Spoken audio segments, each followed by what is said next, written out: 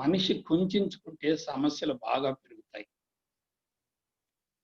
మనిషి విస్తరించే కొలది సమస్యలు బలహీనపడుతూ ఉంటాయి. మన పర్సనాలిటీ మొక్కలాగా ఉంటే సమస్య పర్వతంలాగా కనపడుతుంది. మన పర్సనాలిటీ పర్వతంలాగా ఉంటే సమస్య చిన్న మొక్కలాగా కనపడుతుంది.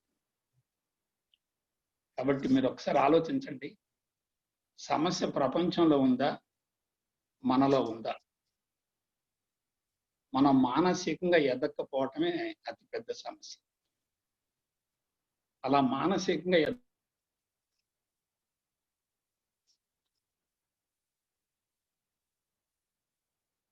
సామాజిక తయారు కావడానికి మూల కారణం ఏమిటి అనే దాని గురించి క్లుప్తంగా 2 మాటలు చెప్తాను. ఏమి లేదు బిడ్డలారా, మానవుడు నిరంతరం గురుగారు వాయిస్ బ్రేక్ అయితే గురుగారు. పుట్టినప్పటి నుంచి మరణించేంత వరకు గురుగారు వాయిస్ బ్రేక్ అవుతుంది. ఉదయం నిద్ర లేచింది మొదలు మళ్ళా సాయంత్రం పడుకునేంత వరకు మనిషి నిరంతరం పరితపించేది ఆనందం కోసమే. మరొక మాటలో చెప్పాలంటే ఆనందాన్ని పొందే అర్హత, అవకాశం, అదృష్టం ఉన్నటువంటి ఒకే ఒక జాతి మానవ జాతి. ఋషుల యొక్క అభిప్రాయం ప్రకారం ఈ భూమి మీద 84 లక్షల జాతులు జీవరాశులట. 84 లక్షలు. ఆ జీవరాశి మొత్తంలోకెల్లా అన్ని విధాల మహోన్నతంగా ఎదిగినటువంటి ఒకే ఒక జాతి మానవ జాతి.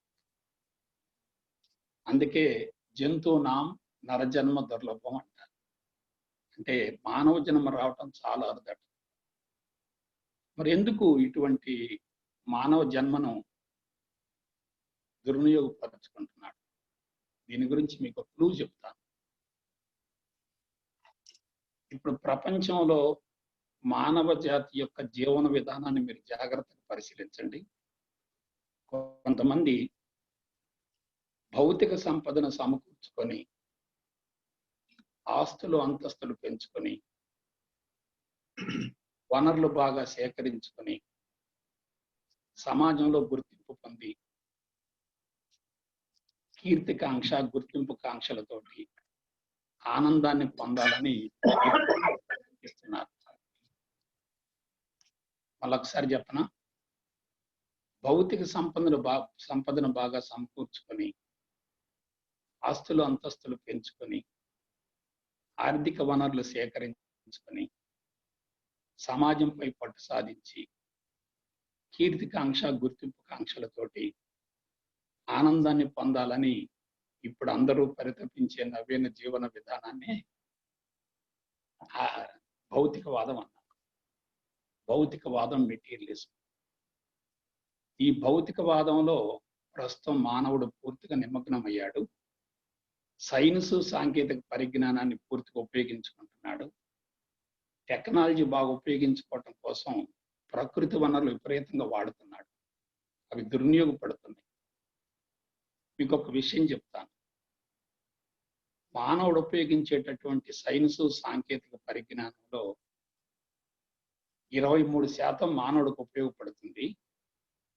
77% ప్రమాదకరంగా ఉంది. 23% మానవుడికి ఉపయోగపడుతుంది.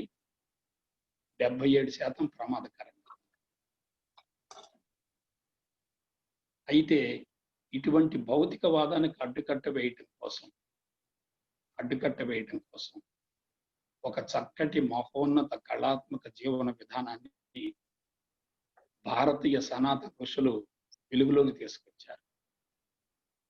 భౌతికవాదానికి అడ్డుకట్ట వేసి మానవుడు ఆనందంగా జీవించడం కోసం మన సనాతన ఋషులు మనకు అందించినటువంటి చక్కని మహోన్నత కళాత్మక జీవన విధానమే ఆధ్యాత్మికత.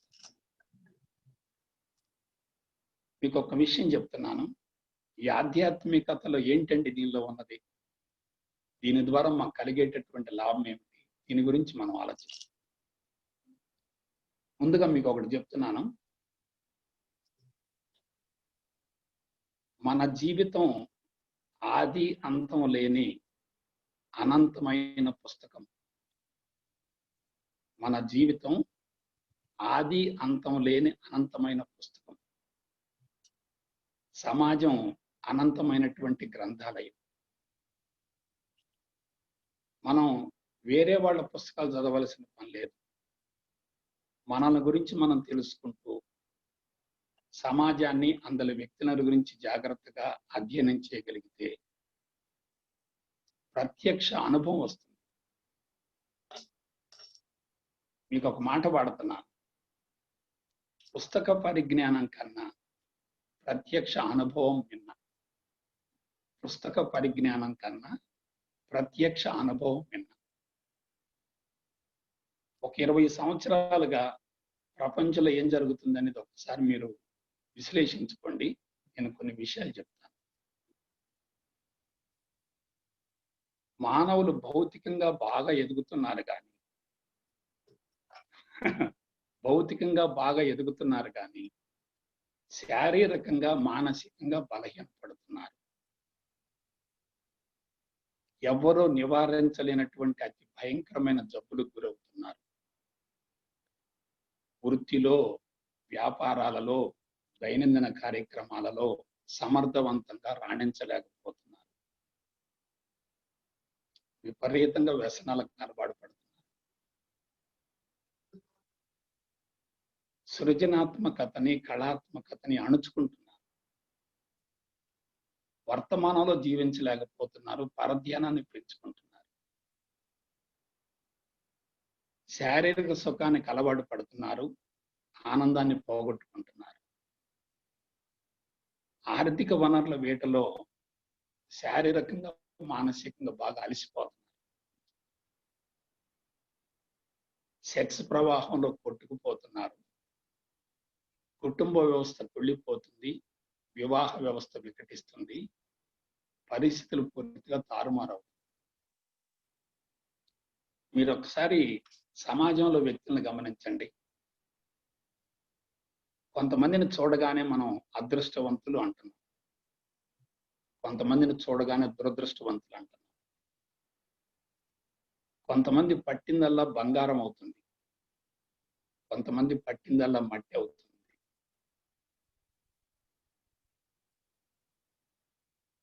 కొంతమంది కష్టపడతారు కానీ ఉన్నత పోగొట్టుకుంటున్నారు. కొంతమంది కష్టపడకుండా కలిసి వస్తారు.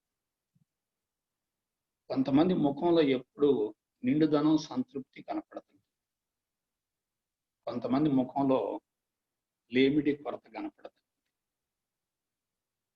కొంచెం జాగ్రత్తగా ఆలోచించండి. మరి మానవులంతా భగవంతుని బిడ్డలే కదా. భగవంతుడు కొంతమందికి ఆ రాత రాయటం ఏంటి, కొంతమందికి ఈ రాత రాయటం ఏంటి? భగవంతుడికి ఏమైనా పక్షపాతం ఉందా? కొంచెం ఆలోచించండి. అయితే మీకు ఒక విషయం చెప్తున్నాను. అదృష్టం, దురదృష్టం అనేది 4 అంశాల్లో ఉంది. ఈ 4 బాగా గుర్తుపెట్టుకోండి. ఒకటి ఆరోగ్యం. నేను దీనికోసమే ఈ మార్గంలోకి వచ్చాను. ఆరోగ్యాన్ని పొందటం కోసం ఈ మార్గంలోకి వచ్చాను. 3 దశాబ్దాలు తపస్సు చేశాను. 3 దశాబ్దాలు తపస్సు చేశాను. ఇప్పుడే నా జబ్బుల నుంచి పూర్తిగా బయటపడ్డా.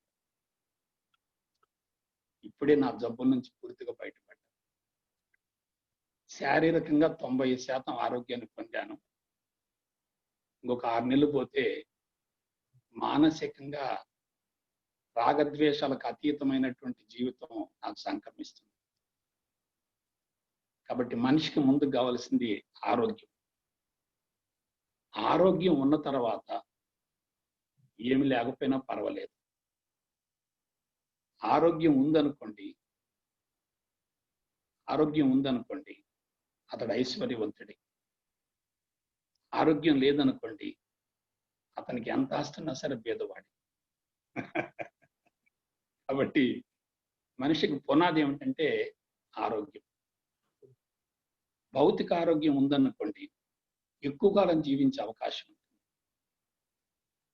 ఎక్కువ కాలం జీవించిన వ్యక్తులు సంతృప్తిగా జీవితాన్ని ముగిస్తారు. తక్కువ కాలం జీవించిన వ్యక్తులు బలవంతంగా జీవితాన్ని ముగిస్తారు. మరొకసారి వినండి. ఎక్కువ కాలం జీవించిన వ్యక్తిలో ఒక 90 ఏళ్ళు బతికాడు అనుకున్న ఒక వ్యక్తి అతను మరణాన్ని కోరుకుంటాడు. ఎందుకంటే జీవితంలో అన్ని అనుభవించాడు కాబట్టి ఇక జీవితాన్ని ముగిస్తే బాగుండు అనేటటువంటి భావన అతనిలో పడి ప్రశాంతంగా వెళ్ళిపోతాడు.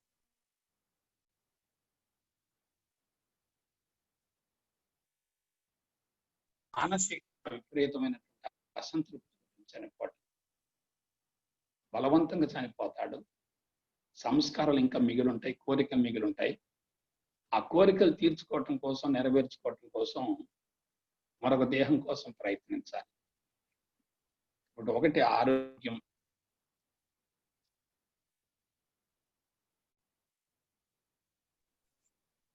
ఒక 2 నిమిషాలు చెప్పండి. మీరు కుటుంబంలో కూర్చోండి. కుటుంబ సభ్యులు మొత్తంతో కలిసి జీవిస్తూ ఉండండి. భార్య, పిల్లలు, కుటుంబ సభ్యులు, తల్లి, తండ్రి వగైరా వగైరా. మీకు ఎనర్జీ పెరుగుతుండాలి. ఎనర్జీ పెరుగుతూ ఉందనుకోండి, మీకు మానసిక ప్రశాంతత.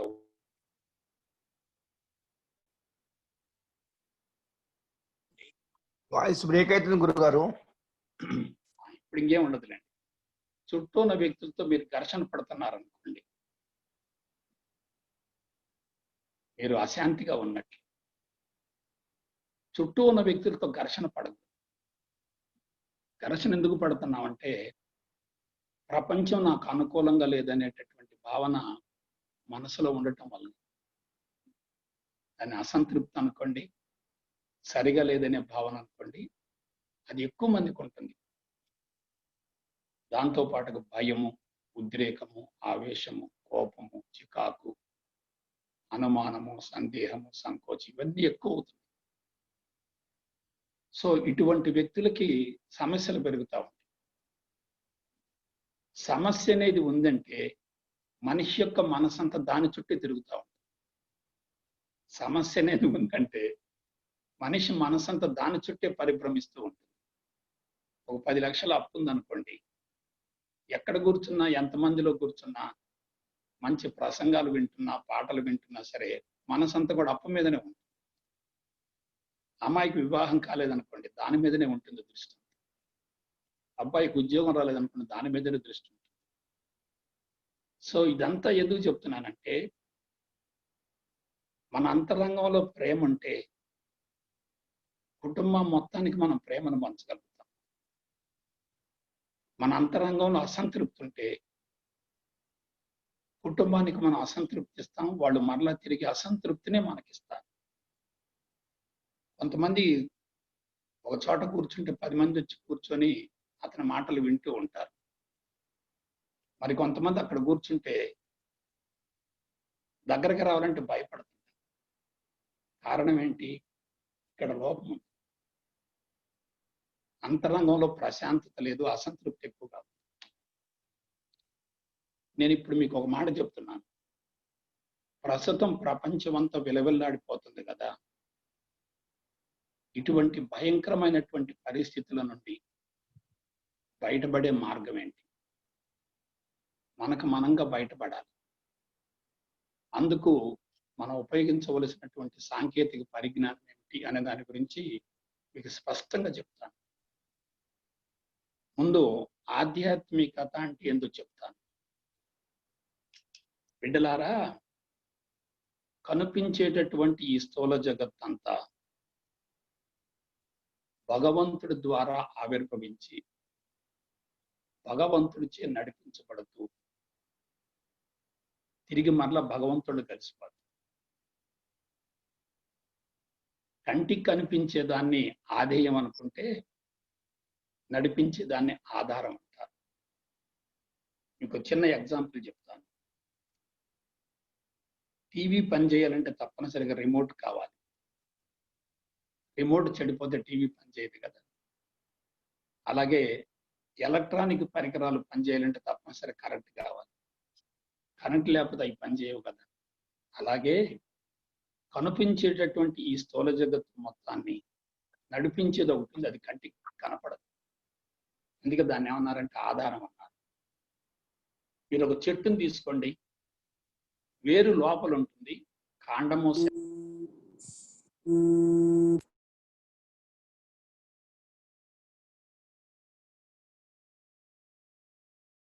అటువంటి ఆ వేరునే అనేక పేర్లతో పిలుస్తూ ఉంటారు. కొంతమంది బ్రహ్మం అంటారు, కొంతమంది పరమాత్మ అంటారు, కొంతమంది శుద్ధ చైతన్యం అంటారు, కొంతమంది భగవంతుడు అంటారు. ఇప్పుడు అర్థమైందా? కాబట్టి భగవంతుడన్నా, పరమాత్మ అన్నా, పరబ్రహ్మం అన్నా, శుద్ధ చైతన్యం అన్నా మొత్తం ఒకటే. మనం అందరం కూడా అక్కడి నుంచే వచ్చాం, మరలా అక్కడికి వెళ్తాం. ఎక్కడి నుంచి అయితే వచ్చామో తిరిగి మరలా అక్కడికి వెళ్ళటం కోసం మనం చేసే ప్రయత్నమే ఆధ్యాత్మికత. ఎక్కడి నుంచి అయితే వచ్చామో తిరిగి మరలా అక్కడికి వెళ్ళటం కోసం మనం చేసేటటువంటి ప్రయత్నమే ఆధ్యాత్మికత. దీన్ని కరెక్ట్గా ఒక మాట పడతాను. ఆత్మను గురించి శాస్త్రయుక్తంగా తెలుసుకోవటాన్నే ఆధ్యాత్మికత. ఆధ్యాత్మిక శాస్త్రం పరిపూర్ణమైంది, దానికి ఏమీ కలపాల్సింది తీసేయాల్సింది ఏమీ లేదు. అది కంప్లీట్ సైన్స్. ప్రపంచంలో ఉన్నటువంటి శాస్త్రాలు మొత్తం కూడా ఆధ్యాత్మిక శాస్త్రానికి శాఖలే, బ్రాంచెసే. మనం ఆధ్యాత్మికతను గురించి తెలుసుకుంటే ఇక దేని గురించి తెలుసుకునే పని. ఇందాక నేను చెప్పానే, ఆరోగ్యం కానీ, ఆయువు కానీ, ప్రశాంతత కానీ, ఆనందం కానీ ఆధ్యాత్మికతలో ఉంది. ఆధ్యాత్మికతను గురించి తెలుసుకొని అనుభవంలోకి పొందిన తర్వాత మనిషి నిండు కుండలా ఉంటాడు. గుంటూరులో ఒక వైశ్యరత్నం ఉన్నారు, సదాశివ గుప్తా గారు అని చెప్పి. ఆయనకి యాక్సిడెంట్ అయ్యి డెత్ బెడ్ మీద ఉండి ప్రాణం పోతున్న సమయంలో ఒక మహానుభావుడు కల్లోకి వచ్చి, ప్రాణం పోతున్న సమయంలో ఆయన కల్లోకి వచ్చి, నీకు నేను మరికొంతకాలం జీవితాన్ని ఇస్తున్నాను, కలకత్తాలో పలానా లైబ్రరీలో ఒక పుస్తకం ఉంది, ఆ పుస్తకం తీసుకొచ్చి తెలుగులోకి మార్చి అనువదించి అందరికి పంచమని చెప్పి ఆదేశం ఇవ్వడం జరిగింది. అంటే ఆయన ఏంటి, చివరి దశలో ఆత్మను గురించి ఆలోచిస్తూ ఉన్నప్పుడు అటువంటి సందేశం వచ్చింది. కాబట్టి ఇంగ్లీష్లో ఒక మాట ఆడతాను, కొంచెం అర్థం చేసుకోండి. If you know spirituality, you need not know anything. If you don't know spirituality, if you know anything, that is incomplete and partial. ఇవి తెలుగు మాట చెప్తాను. మీరు ఆధ్యాత్మికతను గురించి తెలుసుకుంటే ఇక దేని గురించి తెలుసుకోవలసిన అవసరం లేదు. ఆధ్యాత్మికతను గురించి మీరు తెలుసుకోకుండా ఇతర విషయాలు మీరు ఎన్ని తెలుసుకున్నా సరే అవన్నీ కూడా అసంపూర్ణం మరియు పాక్షికం. ఒక గ్రామానికి ఒక సాధువు వచ్చాడు. ఒక గ్రామానికి సాధువు వచ్చి సత్రంలో బస చేశాడు. అతనికి ఆధ్యాత్మిక పరిణతి ఉంది, కొన్ని సిద్ధులు కూడా ఉన్నాయి. ఆ విషయం తెలుసుకొని గుంపులుగా వెళ్ళి అందరూ కూడా ఆ సాధువు యొక్క ఆశీస్సులు పొందుతున్నారు. సాధువు ప్రతి ఒక్కళ్ళకి ఆశీస్సులు ఇస్తూ ఉన్నాడు. ఆశీస్సులు ఇచ్చేటప్పుడే కొంత విభూతి సృష్టించి వాళ్ళ చేతిలో పెడుతున్నాడు. అలా వందల మంది వస్తున్నారు, ఆశీస్సులు తీసుకుని వెళ్ళిపోతా ఉన్నారు. అయితే అందరూ వెళ్ళిపోయిన తర్వాత ఒక అతను దూరంగా చెట్టు కింద నిలబడి చూస్తున్నాడు ఇదంతా కూడా. ఈ సాధువు ఏం చేశాడంటే ప్రేమతోటి, నాయన నువ్వు కూడా వచ్చి ఆశీస్సులు తీసుకోమని చెప్పి అతను ఆహ్వానించాడు. సాధువు అతను రాగానే పాద నమస్కారం చేశాడు, వెంటనే చేయి పట్టమన్నాడు. అప్పుడు అబ్బాయి అన్నాడు, ఏంటండి మీరు ఇచ్చేది విభూది కదండి, మా ఇంట్లో పొయ్యి ఉంది, ఆ పొయ్యి ద్వారా మీరు ఇచ్చే విభూది అక్కడ వస్తుంది కదా, అక్కడ విభూది వస్తున్నప్పుడు మీ చేతి ద్వారా తీసుకుంటే నాకు వచ్చే లాభం ఏంది, నాకు అవసరం లేదా. వెంటనే ఒక పండు సృష్టించి ఇచ్చాడు. ఏమండి, ఈ పండ్లు మార్కెట్లో దొరుకుతాయి కదండి, ఈ పండు వల్ల నాకు వచ్చే ఉపయోగం ఏంది, నాకు వద్దండి అన్నాడు. వెంటనే ఒక ఉంగరం సృష్టించి ఇచ్చాడు. ఏమండి, నా చేతికి 2 ఉంగరాలు ఆల్రెడీ ఉన్నాయి, మీరు ఇచ్చేది 3వది అవుతుంది, దీనివల్ల నాకేంటి లాభం అన్నాడు. వెంటనే అది వెనక్కి తీసుకొని ఒక గొలుసు సృష్టించి ఇచ్చాడు. ఏమండి, ఆడవాళ్ళు వేసుకున్న గొలుసులు నాకెందుకంటే నాకు అవసరం లేదు. ఈ సాధువు కొంచెం మనసు చివుక్కుమని, రే బాబు, నీకు అసలు ఏం కావాలో చెప్పు నాన్న అన్నాడు. ఒకే ఒక మాట అన్నాడు, అవి ఎట్లా వస్తున్నాయి నాకు చెప్పండి అన్నాడు. మీరు ఎలా తీసుకొస్తున్నారు నాకు చెప్పమన్నాడు. కాబట్టి ఊళ్ళో వాళ్ళు మొత్తం కూడా విభూతికి సంతృప్తిపడి వెళ్ళిపోయారు. కానీ ఇతని ఆలోచన దేని మీద ఉంది, అది ఎలా వస్తుందో తెలుసుకోవాలనేటటువంటి జిజ్ఞాస.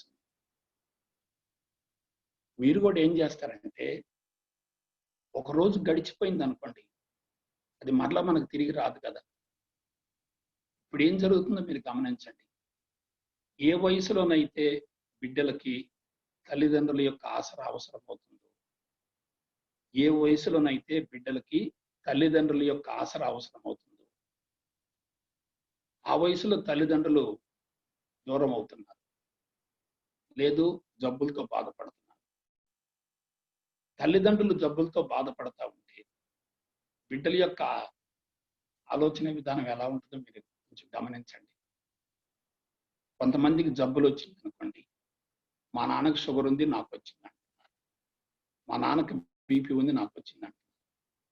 కాబట్టి ఆధ్యాత్మికతలోకి ఎప్పుడైతే మనం ప్రవేశిస్తామో, ప్రవేశించిన మరుక్షణమే ఆరోగ్యాన్ని గురించి, ఆయువుని గురించి, మానసిక ప్రశాంతతను గురించి, ఆనందాన్ని గురించి ఇక ఆలోచించవలసిన అవసరం. నేను ఒక మాట చెప్తున్నాను, 80 సంవత్సరాలు బ్రతకొచ్చు, అన్ని రకాల పదార్థాలు తినొచ్చు, అన్ని రకాల వాతావరణాల్లో ఉండొచ్చు, అన్ని రకాల నీళ్లు తాగొచ్చు, ప్రశాంతంగా జీవితాన్ని కొనసాగించి అనాయాస మరణాన్ని పొందొచ్చు. అనాయాస మరణం, ఈ మాట బాగా గుర్తుపెట్టుకోండి. కొంతమంది నెల రోజుల ముందే ముహూర్తం పెట్టుకుంటారు చనిపోవటానికి. కరెక్ట్గా ఆ రోజు కాలకృత్యాలు మొత్తం తీర్చుకొని చనిపోతుంటారు. నాకు తెలిసినటువంటి వాసవి ఫ్యామిలీ ఒకటి ఉంది బాపట్లలో, వాసవి ఫ్యామిలీ. ఆ ఇంట్లో ఒక బామ్మగారు ఉన్నారు. నేను ఎప్పుడు వాళ్ళ ఇంటికి వెళ్తా ఉంటాను. బామ్మగారు ఇప్పుడు కూడా నామస్మరణం, మాలధారణ చేసి మంత్రాన్ని మననం చేసుకుంటూ ఉంటుంది. నాకు ఆసక్తి ఏంటంటే, ఈమె అనాయాస మరణాన్ని పొందుద్దా, జబ్బులతో బాధపడి చనిపోద్దా తెలుసుకుందామని చెప్పి నా మనసులో ఒక ఆసక్తి కలిగింది. ఎందుకంటే నేను చెప్తున్నాను కదా ఆధ్యాత్మికతను గురించి, ఆ మరణం ఎలా ఉంటుందో తెలుసుకోవాలనే ఒక భావన కలిగింది నాకు. కరెక్ట్గా 3 సంవత్సరాల క్రితం భార్యాభర్త ఇద్దరు కూడా, కొడుకు కోడలిద్దరు విజయవాడ మా ఇంటికి వచ్చారు. అతను బ్యాంకులో ఉద్యోగం చేస్తుంటాడు. బాపట్ల నుంచి విజయవాడకి ట్రాన్స్ఫర్ అయ్యాడు, గుంటూరుకు ట్రాన్స్ఫర్ అయ్యాడు. విజయవాడలో మా ఇంటికి వచ్చారు పని మీద. అప్పుడు అడిగా నేను, మీ అమ్మగారు అన్న. గురూజీ వెళ్ళిపోయారా? ఓహో, వెళ్ళిపోయారా?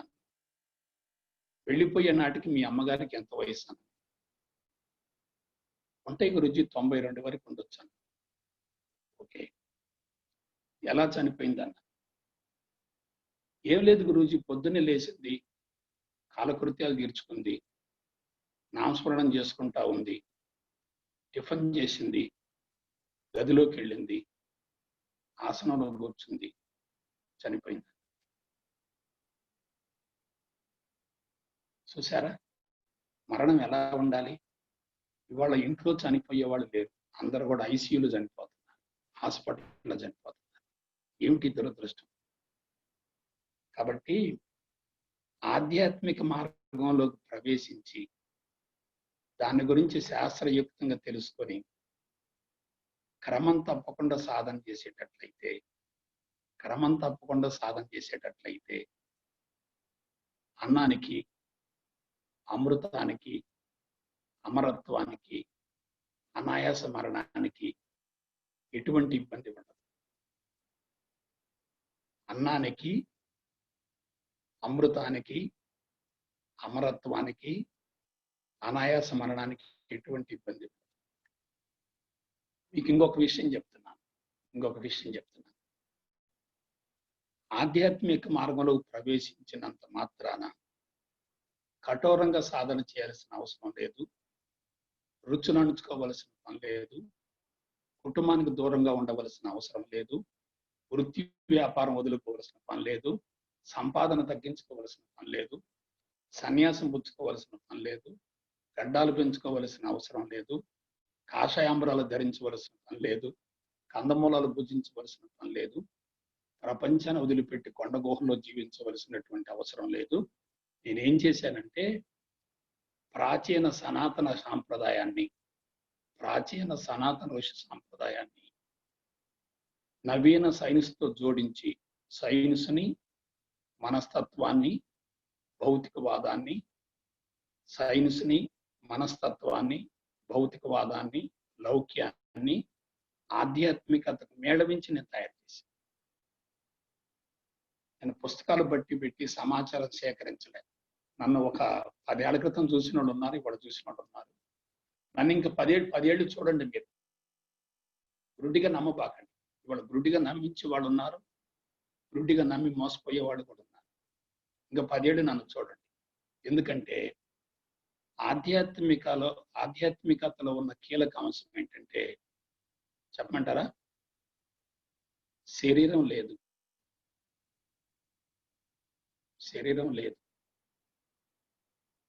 ఇంద్రియాలు లేవు, మనసు లేదు, బుద్ధి లేదు, చిత్తం లేదు, అహంకారం లేదు, జీవుడు లేడు, జీవితం లేదు, ప్రాణం కూడా లేదు. అదేముంది? అంత ఆత్మే.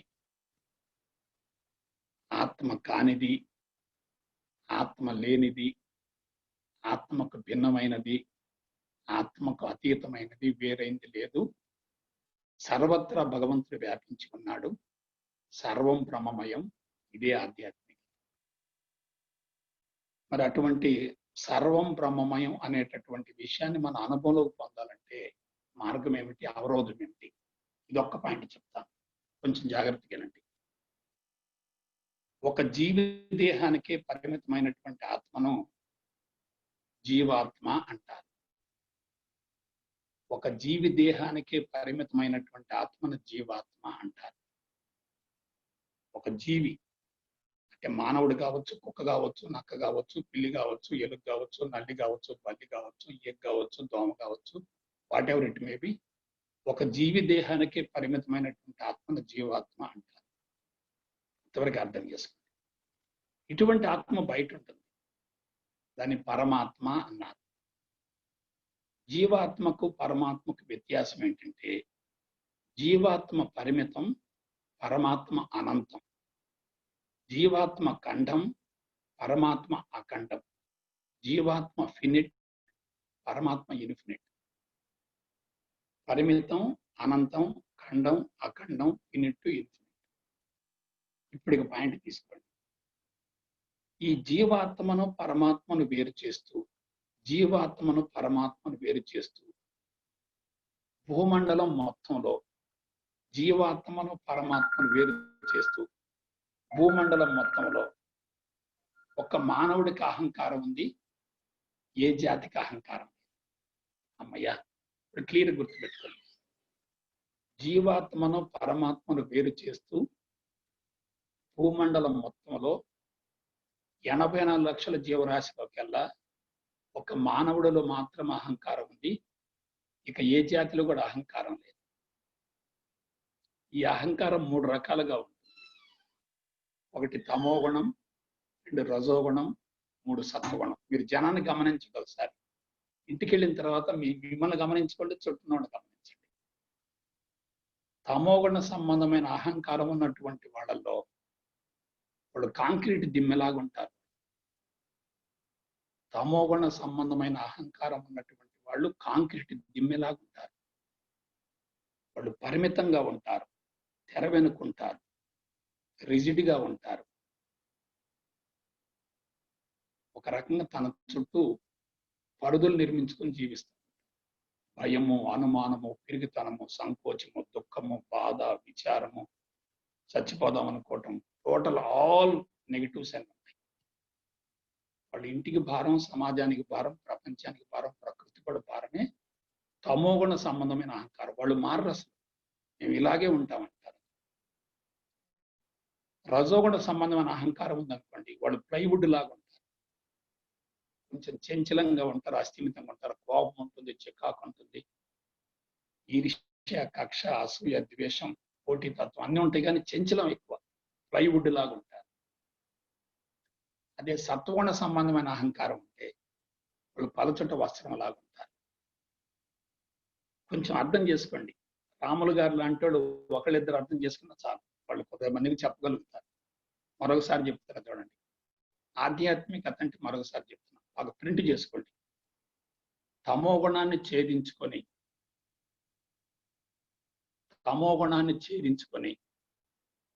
రజోగుణాన్ని కరిగించుకొని సత్వగుణాన్ని దాటి పరబ్రహ్మ స్థితికి చేరి తమోగుణాన్ని, రజోగుణాన్ని, సత్వగుణాన్ని మూడింటిని అనుభవించాలి. అర్థమైందా? ఇంకోసారి మళ్ళీ చెప్తాను, ఇంక వేరే ఎక్కువ వద్దు సబ్జెక్ట్. తమోగుణాన్ని ఛేదించుకొని రజోగుణాన్ని కరిగించుకొని సత్వగుణాన్ని కూడా దాటి పరబ్రహ్మ స్థితికి చేరి తమోగుణాన్ని, రజోగుణాన్ని, సత్వగుణాన్ని మూడింటిని కనుక అనుభవిస్తూ ఉంటే అదే ఆధ్యాత్మికత. తమోగుణం ఉండాలి, అది లేకపోతే మనకు నిద్ర పట్టదు. రజోగుణం ఉండాలి, అది లేకపోతే మనం పనులు చేయలేము. సత్వగుణం ఉండాలి, అది లేకపోతే మనకు మంచి నిర్ణయాలు రావు. అదే వివేకం అనుకోండి, విచక్షణ అనుకోండి, విచారణ అనుకోండి, విశ్లేషణ అనుకోండి, విజ్ఞత అనుకోండి, అవన్నీ మనకి ఎప్పుడు వస్తాయి అంటే అది ఉంటేనే, సత్వగుణం ఉంటేనే. ఇప్పుడు అందరూ గవర్నర్లు, పెద్ద పెద్ద స్థాయిలో ఉన్నటువంటి వాళ్ళు మొత్తం ఎవరంటే ఆ స్థాయికి ఎదిగారంటే తప్పనిసరిగా వాళ్ళలో తమోగుణం, రజోగుణం తక్కువగా ఉంటాయి, సత్వగుణం ఎక్కువగా ఉంటుంది. అదే లీడర్షిప్ క్వాలిటీస్. దీనికి మనం చేయవలసిన పని ఏంటంటే ఈ జీవుడిని ఆవహించున్నటువంటి 3 గుణాలు కరిగించుకోవాలి. మనం ప్రపంచాన్ని మార్చడం కాదు, ప్రపంచం ఎప్పుడు మారదు. సాక్షాత్తు భగవంతుడే అవతరించినప్పటికీ మానవుడు భగవంతుడిని ఉపయోగించుకుంటాడు తప్ప తాను మాత్రం మారడు. సాక్షాత్తు భగవంతుడి అవతరించినప్పటికీ మానవుడు భగవంతుని తన అవసరార్థం వాడుకుంటాడు తప్ప తాను మాత్రం మారడు. ఎందుకంటే జన్మ జన్మలుగా బలీయంగా ఉన్నటువంటి సంస్కారాన్ని కరిగించడం అనేది అది మామూలు విషయం కాదు. కాబట్టి దాని నుంచి బయటపడాలి. ఆ తమోగుణం, రజోగుణం, సత్వగుణం 3 కరిగించుకోగలిగితే దీనికి మీరు చేయవలసిన పని ఏంది? 5 పాయింట్లు చెప్తాను. నేను ఎవరు, ఎక్కడి నుంచి వచ్చాను, ఈ చరాచర జగత్ ఎక్కడి నుంచి వచ్చింది, మరలా ఎందులో లయమైపోతుంది, పుట్టుకేమిటి, మరణం ఏమిటి, పుట్టుక ముందు నేను ఎవరిని, మరణించిన తర్వాత ఏమైపోతాను, బంధాలు ఏమిటి, అనుబంధాలు ఏమిటి, ఆస్తులు ఏమిటి, అంతస్తులు ఏమిటి, వీటి గురించి లోతుగా స్టడీ చేయాలి. మన కళ్ళ ముందు అందరూ పోతున్నారు కదా, మనం ఎందుకు ఇంకా ఆశలు పెట్టుకున్నాం? మన కళ్ళ ముందు ఎంతమంది పోలేదు? అబ్దుల్ కలాం పోయాడు, వాజ్పేయి గారు పోయారు, కరుణానిధి పోయాడు, జయలలిత పోయింది, పుట్టమర్తి బాబా పోయాడు, అంతకాలం అంటే బిష్మయ్య కూడా పోతాడు. కనిపించేదేది మంది కాదు కదా. అందుకే చెప్తుంటారు, జీవుడు వీడిన దేహంబు మట్టి పాలు. ఇక్కడి నుంచి జీవుడు పోతాడు బయటికి. జీవుడు వీడిన దేహంబు మట్టి పాలు లేక అగ్గిపాలు. శ్మశానాన్ని తీసుకెళ్లేటప్పుడు గుడ్డ కప్పుతాం, ఎదన కప్పిన వస్త్రంబు కాటిపాలు. కొడుకు వేసిన పిండంబు కాకిపాలు, కాకిపాలు. నువ్వు చేసిన పుణ్యమే నీ పాలు. మంచి చేసుకున్నావా, తర్వాత నీకు మంచి జన్మ వస్తుంది. చెడు చేసుకున్నావా, చెడు జన్మ వస్తుంది. అయితే ఇటువంటి ఆధ్యాత్మిక మార్గంలో పరిణతి చెందాలంటే మనం ఏం చేయాలంటే శాస్త్రీయ సాంకేతిక పరిజ్ఞానం ఉపయోగించుకోవాలి తప్ప కఠోరంగా సాధన చేయకూడదు. బలవంతపు సాధన చాలా ప్రమాదకరం. నేను ఎక్కడ సక్సెస్ అయ్యానంటే బలవంతంగా సాధన చేసిన నాడు నాకు కొంచెం చికాగ్గా ఉండేది. నార్మల్గా సాధన చేసినప్పుడు నాకు ప్రశాంతంగా ఉండేది. నేను టెక్నికల్గా ఆలోచించుకున్నాను, ఇవాళ బాడీ మొత్తం క్లీన్ చేసుకున్నాను. మీరు కూడా అంతే. ఆరోగ్యం, ఆయువు, అంతరంగ ప్రశాంతత, ఆ తర్వాత ఆనందం. ఇక మన జీవిత పరమార్థం నెరవేరాలంటే, లౌకిక జీవితంలో మనం విజయవంతం కావాలంటే మనకేం కావాలి? ఇది చూడండి ఒకసారి. కండపుష్టి ఉండాలి.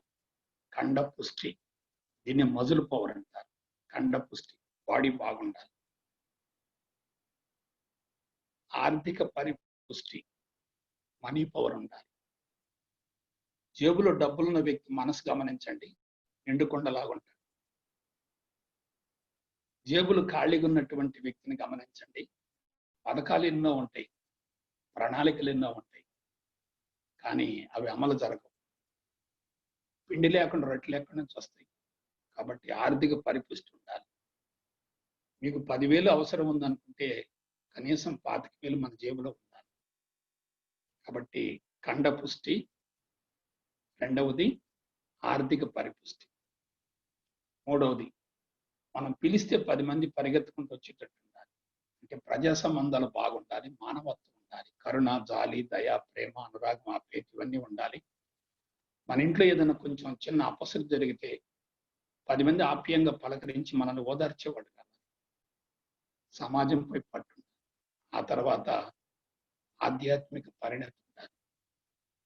మళ్ళా చెప్తున్నాను, muscle power, money power, man power, mental power, కండబలం, అర్ధబలం, అంగబలం, ఆత్మబలం. మీకు ఒక విషయం చెప్తున్నాను, ఆధ్యాత్మికత ఒక్కటే జీవితానికి పరిపూర్ణత్వం కాదు. ఒక బిల్డింగ్ నిర్మించాలంటే 4 వైపులా 4 పిల్లర్స్ ఉండాలి. పిల్లర్స్ ఎక్కువ తక్కువ ఉన్నాయి అనుకోండి, బిల్డింగ్ సరిగా ఉండదు కదా. అలాగే మనకి కండబలము, అర్ధబలము, అంగబలము, ఆత్మ 4 సమానంగా ఉండాలి. అయితే మీకు ఒక క్లూ ఇస్తున్నాను, ఆత్మబలం కనుక చేకూరితే మిగతాయి 3 ఆటోమేటిక్ వచ్చేస్తాయి. ఇక చివరిలో ఒక మాట చెప్పి ఆపేస్తాను. 2020లో ఉన్నాం మనం. ఇంకా 10 సంవత్సరాలు నెగిటివ్ ఫోర్సెస్ బాగా వ్యాపిస్తాయి. 10 సంవత్సరాలు ప్రపంచం అతలాకుతలం అవుతుంది. కరోనా పోతుంది, మరొక వైరస్ వస్తుంది, లేదు అగ్ని ప్రమాదాలు జరగవచ్చు, దేశాల మధ్య యుద్ధాలు జరగవచ్చు, 3వ ప్రపంచ యుద్ధం రావచ్చు, తుఫాన్లు, సునామీలు, అతివృష్టి, అనావృష్టి, మనుషులు పూర్తిగా పిచ్చివాళ్ళు అయిపోతారు. 10 సంవత్సరాలు 10 సంవత్సరాలు అయిపోయిన తర్వాత 2030 తర్వాత ఒక ఆదర్శ ఆధ్యాత్మిక ప్రేమ ప్రపంచం రాబోతుంది. ఆదర్శ ఆధ్యాత్మిక ప్రేమ ప్రపంచం రాబోతుంది.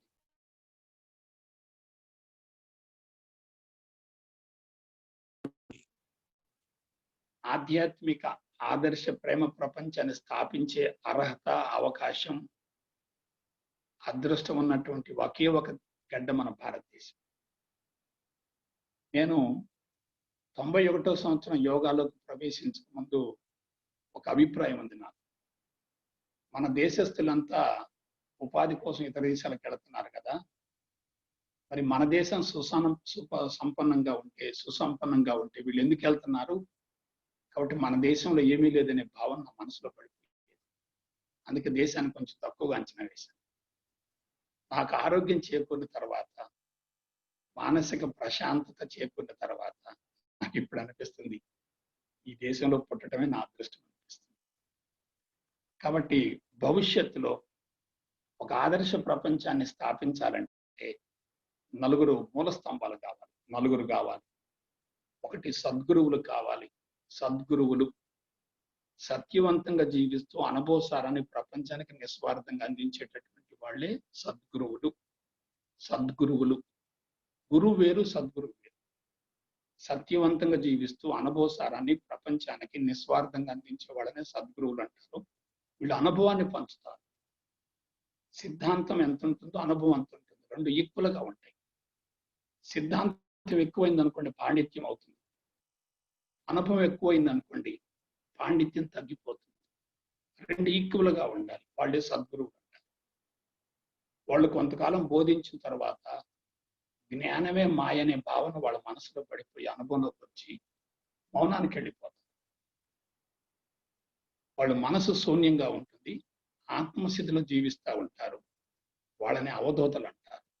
ఎండకి ఎండుతారు, వర్షంలో తడుస్తారు, చల్లో ఉడుకుతుంటారు, ఆహారం తీసుకోరు, పెద్దగా నిద్ర ఉండదు, స్నానం కూడా చేయరు. కానీ వాళ్ళ దగ్గర కూర్చుంటే మల్లెపూల వాసన వస్తూ ఉంటుంది. వాళ్ళే అవధూతలు. అటువంటి అవధూతలు ఇవాళ భారతదేశంలో చాలా మంది ఉన్నారు. వాళ్ళు ప్రజా సంబంధాలు కోరుకోరు, ప్రపంచంలోకి రారు, అసలు ప్రసంగాలు చేయరు, మంత్రోపదేశాలు చేయరు, శిక్షణా తరగతులు ఉండవు, ఏముండవు. వాళ్ళు ఎక్కడుంటే అక్కడ శక్తి పొంగుతూ ఉంటుంది, శక్తి స్థావరాలు అవుతూ ఉంటాయి. వాళ్ళే అవధూతలు. ఈ అవధూతల స్థితి నుండి లోక కళ్యాణం కోసం జీవించే వాళ్ళు ఉన్నారు. వాళ్ళే ఋషులు. అంటే ఋషులు they are perfect human beings. అటువంటి ఋషులు మన దేశంలో ఉన్నారు. ఒకటి సద్గురువులు, రెండు అవధూతలు, మూడు ఋషులు. ఇక నాలుగో వాళ్ళు ఎవరంటే అవతార పురుషులు. వీళ్ళు ఎలా ఉంటారంటే తమ ఇచ్చ ప్రకారం జన్మను తెచ్చుకుంటారు, ఇచ్చ ప్రకారం జన్మను కొనసాగిస్తారు, ఎవరూ చేయలేనటువంటి కొన్ని అద్భుతాలు సృష్టిస్తారు. వాళ్ళ జీవితం వాళ్ళ చేతిలో ఉంటుంది తప్ప వేరే ఇంకేం ఉండదు. వాళ్ళు ప్రకృతి సూత్రాలకు అనుగుణంగా జీవిస్తారు, కానీ వాళ్ళు సృష్టి ధర్మాన్ని కూడా మార్చగలుగుతారు. సృష్టి ధర్మాన్ని కూడా మార్చగలుగుతారు. కాబట్టి అటువంటి వాళ్ళని అవతార పురుషులు అంటారు. మీరు కొంచెం జాగ్రత్తగా స్టడీ చేయండి. సద్గురువులు, అవధూతలు, ఋషులు, అవతార పురుషులు, ఈ నలుగురు ఉన్నటువంటి గడ్డ భారతదేశం. ప్రపంచం ఎక్కడ వీళ్ళు లేరు. మీరు చూసుకుంటున్నారు. ఏమవుతుందంటే ప్రపంచవ్యాప్తంగా నెగిటివ్ ఫోర్సెస్ బాగా పెరిగినప్పుడు వీళ్ళు వెలుగులోకి వస్తారు. ఇప్పుడు నెగిటివ్ ఫోర్సెస్ బాగా తీవ్రంగా ఉన్నాయి కాబట్టి వీళ్ళు వచ్చినా సరే ఆదరించే వాళ్ళు లేరు. వీళ్ళని వాడుకుంటారు తప్ప వీళ్ళు చెప్పిన మాట వినేవాళ్ళు లేరు. నెగిటివ్ ఫోర్స్ అంత ఎక్కువగా ఉంది. ఇంకా 10 ఏళ్ళు పోయేసరికి నెగిటివ్ ఫోర్సెస్ బాగా డౌన్ అవుతాయి. జనాభా విపరీతంగా తగ్గిపోతుంది. ప్రకృతి వైపరీత్యాలు బాగా జరుగుతాయి. ప్రాపర్టీకి అసలు విలువ ఉండదు. గందరగోళాలు జరుగుతాయి. 15 ఏళ్ల తర్వాత వీళ్ళు లోక కళ్యాణం కోసం భారతదేశం నుంచి ప్రపంచంలో ఉన్నటువంటి అన్ని దేశాలకు విస్తరించి ఒక ఆదర్శ ఆధ్యాత్మిక ప్రేమ ప్రపంచాన్ని స్థాపించే స్థాయికి వీళ్ళు తయారవుతారు. కాబట్టి బిడ్డలారా, నేను ఎక్కువ సందేశాలు ఇవ్వను, కానీ మీకు చిన్న సలహా ఇస్తున్నాను. మీరు ఎక్కడుంటే అక్కడ శక్తి పెరగాలి. మిమ్మల్ని చూడగానే అవతల వ్యక్తులు మీ పట్ల ఆకర్షింపబడాలి.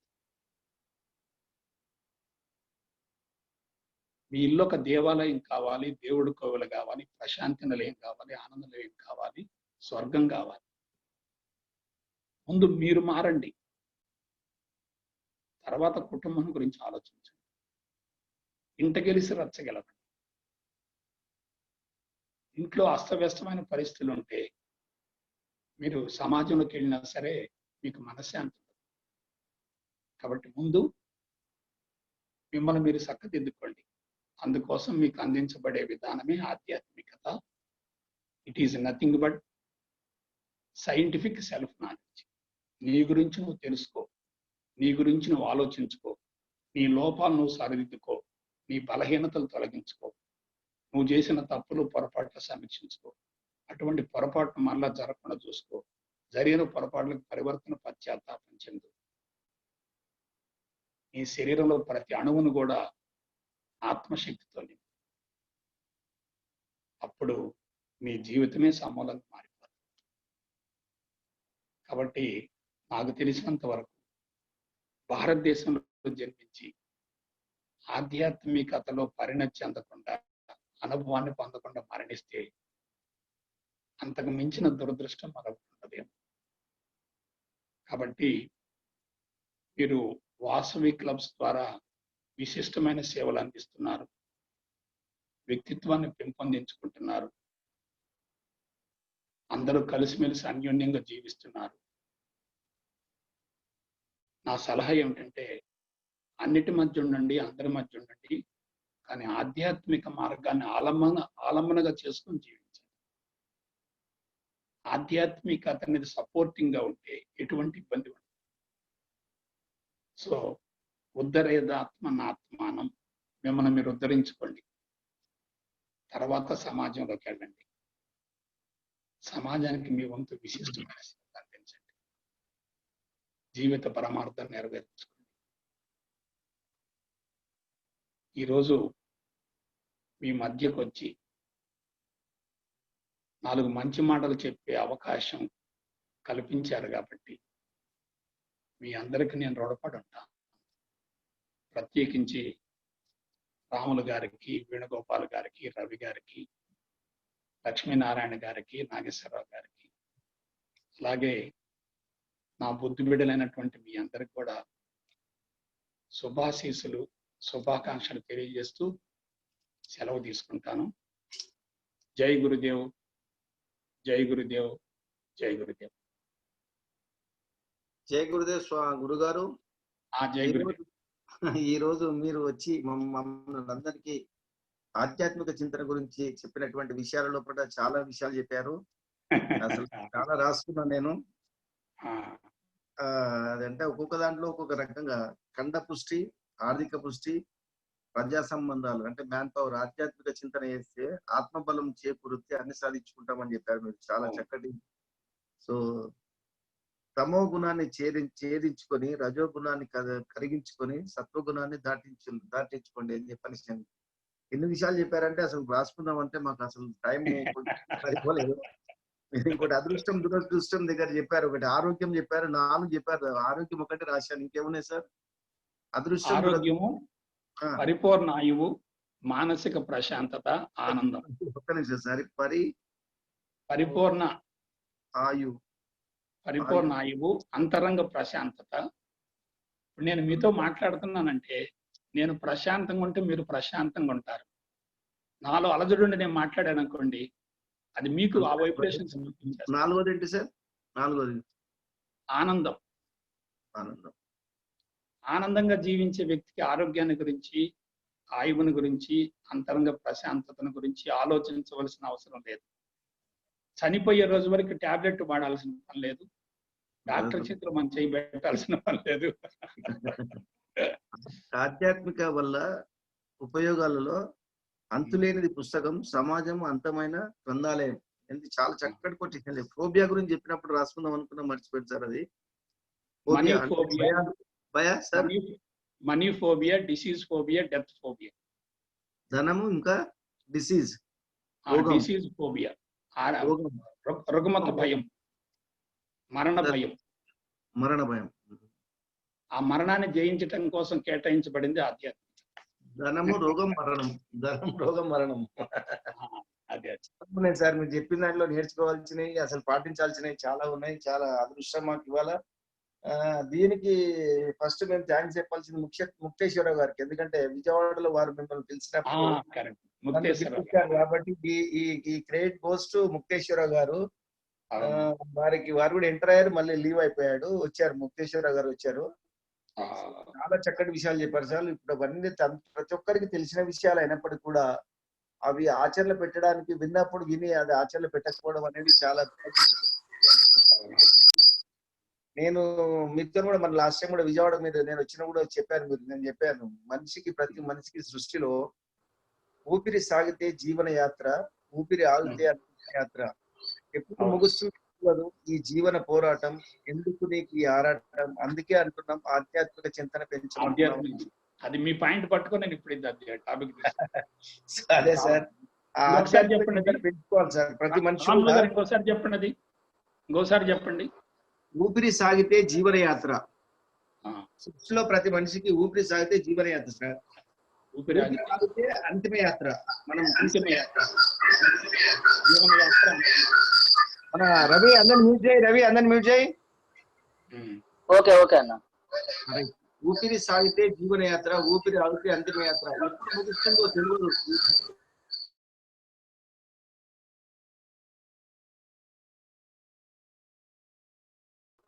మీరు అన్మ్యూట్ చేసుకోండి. అన్మ్యూట్ కాలేదా? ఇప్పుడైంది. విన్నారా సార్? చెప్పండి సార్. ఊపిరి సాగితే జీవనయాత్ర, ఊపిరి ఆగితే అంతిమయాత్ర. అందుకే అంటున్నాం సేవ చేయమ, అది ఆధ్యాత్మిక చింతన పెంచమంటున్నాం అని చెప్పనేసి. అని మనము ఒక స్థాయి వరకు మీరు అన్నట్టు ఆరోగ్యం ఐశ్వర్యం కొంతవరకు అవసరమైనప్పటికీ కూడా దానితో పాటు ఆధ్యాత్మిక చింతన పెంచుకుంటే మనకు జీవితం ముక్తికి, మనకు మన దగ్గర ఉన్నటువంటి ఒక భక్తి వల్ల, ఆధ్యాత్మిక చింతన వల్ల మనం గమ్యం చేసుకునేటటువంటి జీవనానికి ముక్తి దొరికేటువంటి ఆస్కారాలు చాలా ఉంటాయి. కానీ దాన్ని ఆచరణ పెట్టే వాళ్ళు చాలా తక్కువైపోయింది. వాళ్ళు time time time time time లేదంటారు. ప్రతి మనిషి ఏం చేయాలనే టైం లేదంటారు అన్నట్టు. టైం లేదన్న దాన్ని కూడా నేను మా స్పీచెస్ లో నేను చెప్తుంటాను సార్. ప్రతి మనిషికి ప్రతి మనిషికి సృష్టిలో ఎంత టైం అంటే 24 గంటలు ఉంటుంది సార్. 24 అవర్స్ కన్నా ఎక్కువ ఉండదు ఎవరికి కూడా. కానీ 24 అవర్స్ లో ఒక గల్లీని వెళ్తారు, ఒక ఢిల్లీని వెళ్తారు, సామ్రాజ్యం. కానీ వాళ్ళకి ఏందనంటే మాకు ఇవాళ మీటింగ్ ఎందుకు రాలేదంటే టైం లేదంటారు. టైం లేదనేది ఎక్కడ ఉండదు సార్. నేను చెప్తుంటాను ఎగ్జాంపుల్ ఏంటంటే, ఒక స్త్రీ ప్రతినిత్యం భోజనం చేసేటప్పుడు ఇంత భోజనం చేయాలని అంత భోజనం చేసిన తర్వాత అవన్నీ దండం పెడితే తినమంటే ఒక బుక్క తింటదా? తినదు. కాల్మొక్త తినమంటే తింటదా? ఒక బుక్క అన్నం తినదు. ఎంత భోజనం చేయాలంత భోజనం చేసిన తర్వాత కడుపులో ఒక బుక్క అన్నం తినమంటే తినడు. తల్లి కాల్మొక్త అంటే కూడా తినదన్నట్టు. కానీ ఒక బుక్క అన్నం ఎక్కువైతేనే పట్టనటువంటి ఆ గర్భం లోపల ఒక శిశువును 9 మాసాలు కాపాడుకొని ఆ సమయాన్ని, ఆ ఒక శిశువును 9 మాసాలు కాపాడు సమాజాన్ని సృష్టిస్తున్నారు సార్. అంటే మీలాంటి మహానుభావులు నేను అడిగానట్టు అది ఎట్లా ఇస్తుంది సార్ అంటే, ఆ గర్భం లోపల ఆ సమయానికి ఆ స్థలం అనేది క్రియేట్ అవుతుంది కాబట్టి సమాజానికి సృష్టిస్తుందని చెప్పని మహానుభావులు చెప్పారు అన్నట్టు. అట్లనే టైం లేదంటే టైం లేదనేది ఎక్కడ లేదు సార్. టైం ఉంటది, మనం క్రియేట్ చేసుకోవాలి టైం. ఉన్న సమయంలో 24 గంటలు ఆధ్యాత్మిక ఎంత ఇవ్వాలి, వ్యాపారానికి ఎంత ఇవ్వాలి, సేవలకి ఎంత ఇవ్వాలి, సినిమాకి ఎంత ఇవ్వాలి, భార్యకి ఎంత ఇవ్వాలి, పిల్లలకి ఎంత ఇవ్వాలి, మనం డిసైడ్ చేసుకోవాలి తప్ప టైం లేదన్నది అది అంటే తప్పించుకోవడానికి మాట్లాడినటువంటి మాటలని నేను చాలా సందర్భాలు లేదు. నేను అనుభవం నాకున్న అనుభవంలో మేము షేర్ చేసుకున్నటువంటి కొన్ని సందర్భాలలో కొన్ని చాలా విషయాలు కూడా మేము అంటే నాకు తోచిన మీలాంటి వాళ్ళు చెప్పిన విని నేను మళ్ళీ రిపీట్ చేస్తుంటాను. సో చాలా చాలా సంతోషం సార్. మీకు ఈ రోజు మాకు మా ఆహ్వానాన్ని మన్నించి మీరు మా జిల్లాకు వచ్చి చాలా చక్కటి విషయాలు చెప్పినందుకు మీకు పాదాభివందనం చేస్తూ, మరి ఇంకా మా జిల్లాలో ఇవాళ చాలా మంది ప్రముఖులు కూడా వచ్చారు. దాంట్లో ముఖ్యంగా ఎవరు వచ్చారు ఇవాళ బయటకు వచ్చినటువంటి వాళ్ళు ఎవరున్నారు? కల్లెపల్లి గౌరీశంకర్ గారు, గౌరీశంకర్ గారు ఉన్నారా? కల్లెపల్లి గౌరీశంకర్ లేరన్నా? ఉన్నారు లీస్ట్ లా కనపడుతున్నాడు నాకు ఇక్కడ పేరు. లేరా? నెక్స్ట్ ఇవాళ ఎవరు వచ్చారు? ఇంకా వేరే బయటకు వచ్చిన వాళ్ళ దాంట్లో గెల్లా కృష్ణవేణి గారు. కల్లెపల్లి గౌరీశంకర్ కనపడుతుండనా? అన్మ్యూట్ ఉంటే అన్మ్యూట్ చేసుకోండి మీరు.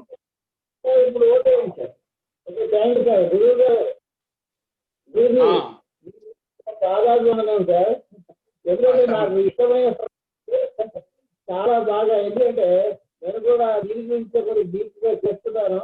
అందువల్ల మీరు చెప్పిన అంశాలు చాలా నాకు బాగా ఉపయోగపడతాయి. అందులో మీరు చెప్పిన సైన్స్ కూడా మీరు రీచ్ చేస్తూ శాస్త్రీయంగా కూడా ఉపయోగాలు వచ్చాయి. చాలా బాగుంది సార్. అసలు నేనైతే అసలు ఈ చర్చని ఎంత అదృష్టం అనుకున్నా. నేనైతే ఈ ప్రోగ్రాం వింటాం అనేది పర్సనల్ గా కూడా మా సార్ దగ్గర మాట్లాడతాను సార్. ఎందుకంటే ఇంకా కొన్ని విషయాలు మీ దగ్గర తెలుసుకోవాల్సింది ఉన్నాయి నాకు. Okay thank you. పొట్ట స్వప్న వచ్చింది చూడండి. రవి, పొట్ట స్వప్నకు అన్మ్యూట్ చేయండి. పొట్ట స్వప్న, గిల్లా కృష్ణ వీళ్ళందరూ అన్మ్యూట్ చేయండి. తర్వాత ఇరుకుల రామకృష్ణ వచ్చినట్టుండు. తర్వాత ఎల్బి కుమారు, ఐఎస్ ఆఫీసర్స్ ఎవరైనా చూసి వాళ్ళని కొంచెం అన్మ్యూట్ చేయండి తొందరగా. సార్ నమస్తే సార్. నమస్తే నమస్తే అమ్మా.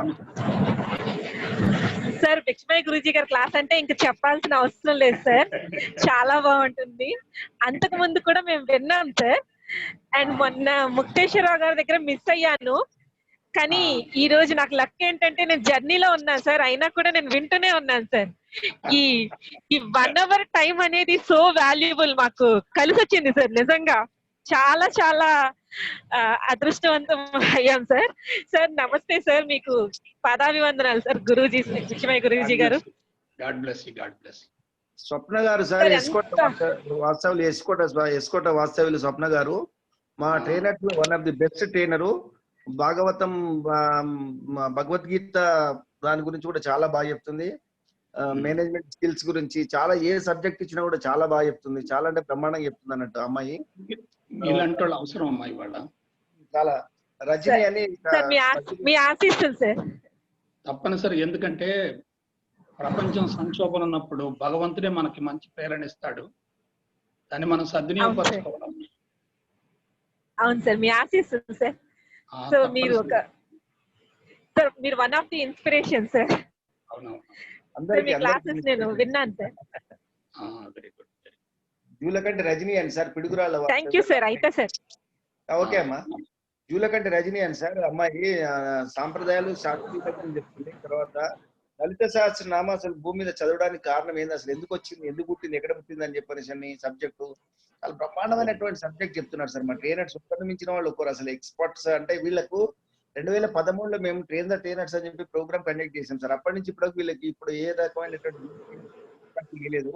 బట్ ఈ సంవత్సరం మా ఇంటర్నేషనల్ ప్రెసిడెంట్ గారు, ఆయన వన్ ఆఫ్ ది ట్రైనర్ కాబట్టి ఆయన పడ్డ బాధ అందరికి ఉండకూడదు అని ఒక ఆలోచనతోని లాక్డౌన్ లో దీన్ని ఎట్లా ఉపయోగించాలని చెప్పేసి ఒక జూమ్ మీటింగ్ ద్వారా చేస్తే 24 hours నాన్ స్టాప్ గా మేము కండక్ట్ చేసాం సార్ మీటింగ్స్. సో దాంట్లో ఎవ్రీ హాఫ్ అన్ అవర్ ఒక్కొక్క ట్రైనర్ కి ఇచ్చామన్నట్టు సార్. అంటే 48 members almost 2 days non stop గా 12 hours. నేను డైలీ ఇప్పుడు 60 days అయితే నేనైతే ఉదయం 11 గంటలకు కూర్చుంటే సాయంత్రం 10 గంటల వరకు ఈ జూమ్ మీటింగ్ కూర్చున్నాను అన్నట్టు నేను. అంటే 27 districts లోపల ఈ కార్యక్రమాలు జరిగినాయి సార్. సో అందులో భాగంగానే మీరు విజయవాడ రావడము, మరి ఈ రోజు ఇక్కడ రావడము మా అదృష్టంగా భావిస్తున్నాము. సో జిల్లా కృష్ణవేణి గారు సార్ మీరు నాకు ఒక మంచి అవకాశం ఇచ్చారు, అందుకే మీకు నేను ధన్యవాదాలు తెలియజేయాలి. మాలాంటి 100 మందిలో ఇవ్వాలి చెప్పడం మీరు గొప్ప. 1000 మందిలో చెప్పినటువంటి భాగ్యం, మీరు భాగ్యవంతులు. మీకు లక్షల మంది శిష్యులు ఉన్నారు మీకు. మేము ఎంత సార్ ఎందుకంత అంటారు. నేను ఈ మార్గానికి రాకపోతే సార్ ఈ మార్గానికి రాకపోతే నా జీవితం ఏమైపోయేదో. అంతే సార్. అంటే భగవంతుడు ఏదో ఒక మార్గం, మనం మంచి ఆలోచన రిమోట్ బ్యాక్వర్డ్ ఏరియా, అతి పేద కుటుంబం, జబ్బులతో నాకు మనది ఇవ్వండి, ఫోటో తీసి పెట్టాలి. కృష్ణవేణి గారు మాట్లాడు మీరు. హలో సార్, వినపడుతుందా సార్? నమస్తే చెప్పమ్మా. నమస్తే భిక్షమయ్య గురూజీ గారు. సార్ నమస్తే సార్, ఈ రోజు మన అయితే రాములు సార్ వల్ల, రవి గారు వారి టీం వల్ల మిమ్మల్ని ఈ రోజు మీ స్పీచ్ వినగలిగాం డైరెక్ట్. చాలా హ్యాపీగా ఉంది. ఇంకా అక్కడికి కొంచెం లేట్ గా జాయిన్ అయ్యా, కానీ చాలా బాగుంది సార్ మిమ్మల్ని కలుసుకున్నందుకు. మరి మా అంటే ఈ జిల్లా ఆడపడుచుని అన్నట్టు, నల్లగొండ జిల్లా ఆడపడుచుని, ఖమ్మంలో ఉంటాను కోడల్ని. అందుకని ఆ జిల్లా అంటే నాకు ఇంకా బాగా అభిమానం ఎక్కువ. మా వాళ్ళందరికీ కూడా ఒకసారి విషయం చెప్తూ థ్యాంక్ యూ సార్, అయితారాము సార్, రవి గారు, భిక్షమయ్య గురూజీ గారికి, అందరికి. గుండా శ్రీదేవి గారిని అన్మ్యూట్ చేయండి. గుండా శ్రీదేవి, ఎల్వి కుమారు, ఇరుకుల రామకృష్ణ, ఆర్కే వీళ్ళందరినీ అన్మ్యూట్ చేసుకోమని చెప్పండి. ఎల్వి అన్న, ఇరుకుల రామకృష్ణ గారు లేరు, గుండా శ్రీదేవి గారిని అన్మ్యూట్ చేసి మేడం మీరు అన్మ్యూట్ చేసుకోండి. 206 నుంచి మన జ్యోతి కోట వచ్చింది చూడండి. ఓకే అన్న, శ్రీదేవి గారు మాట్లాడారు. నమస్తే. కట్క మరీష్ కూడా వచ్చాడు 107 నుంచి. కట్క మరీష్. ఓకే అన్న, వస్తుంది మేడం. మీకు పాదాభివందనాలు. నాది సూర్యాపేట సార్. మీరు ఎంఎంవై క్లాస్ సూర్యాపేటలో పెట్టినప్పుడు 14 రోజులు మీ క్లాస్ వినడం కూడా జరిగింది. నేను ఇన్ని రోజుల తర్వాత మళ్ళీ మీ స్పీచ్ వినే అవకాశం కల్పించినందుకు వారికి కూడా ప్రత్యేకమైనటువంటి ధన్యవాదాలు. మిమ్మల్ని విజయవాడ క్లాస్ లో వినగానే ఎమ్మటే మన జిల్లా వాళ్ళందరినీ కూడా మోటివేట్ చేయాలని ఒక మంచి ఉద్దేశంతో నాకు సార్ నిన్న చెప్పాడా లేదో కరెక్ట్ ఎగ్జాక్ట్లీ 3 o'clock కనెక్ట్ అయి కూర్చున్నాం. కానీ వినేటప్పుడు ఒక్కొక్కరి సబ్జెక్ట్ వింటుంటే కొంత వినగానే మళ్ళీ బోర్ కొట్టినట్టు అలా కాదు. మీరు చెప్పిన ప్రతి సబ్జెక్ట్ ఎంత అలర్ట్ గా వింటుంటే వినాలని. అంటే అసలు మనిషి జీవితం ఏంటి, ఆనందంగా ఆరోగ్యంగా ఉండాలంటే అసలు ఏం చేయాలి, ఆధ్యాత్మికంగా ఎట్లా డెవలప్ అవ్వాలి, తర్వాత ఫోబియాలు ఏంటి, ఆరోగ్య పుష్టి, కంటి పుష్టి, ఇవన్నీ చెప్పారు. ఒక్కొక్క దానికి వినేటప్పుడు అన్ని గుర్తున్నట్టే అనిపిస్తున్నాయి. మళ్ళీ మేము సరళమైన పదాలే వాడారు, వినేయన్ని తెలిసినట్టే అనిపిస్తుంది. కానీ మనకి చెప్పడానికి ఎంత అంటే ఈ రోజు నేను ఈ క్లాస్ మిస్ అయి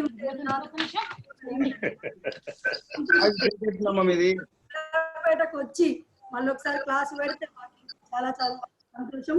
మరి మా ఆహ్వానాన్ని మన్నించి మా జిల్లా చేసి మా అందరికీ మోటివేట్ చేసినటువంటి భిక్షమయ్య గురుజీకి మా జిల్లా తరఫున ప్రత్యేకమైనటువంటి పాదాభివందనాలు.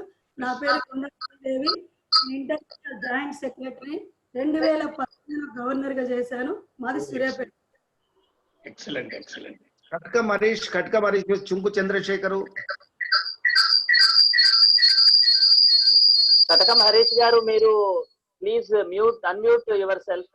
చంద్రశేఖర్ గుప్తా గారు అన్మ్యూట్ యువర్ సెల్ఫ్.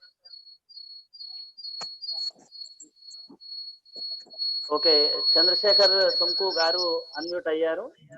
ఓకే, ఎవరు అడిగుంటే వాళ్ళతో మాట్లాడండి.